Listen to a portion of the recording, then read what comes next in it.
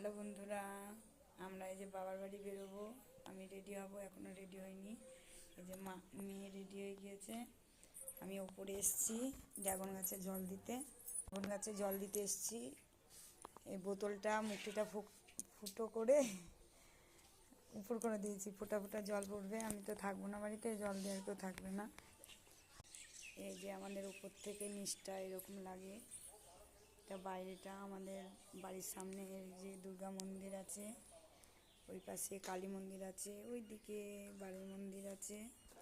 আমাদের জায়গাটা খুব সুন্দর। বিকেলবেলায় আমরা সব এখানে বসে থাকি, বউরা এসে। আর গোল মিটিং হয়, তোমরা বুঝতেই পারছো। 5টা বউ এক জায়গায় বসে থাকলে কি হয়। ভালোই বিকেলটা আমাদের কাটে। তো তোমাদের কার কার বাড়ির সামনে মন্দির আছে, তোমরা সব বিকেলে বসো, সেটা কমেন্ট করে জানিও। এখন রাখছি, রেডি হয়ে যায়, তারপরে মাদের বাড়িতে বেরোনোর সময় আবার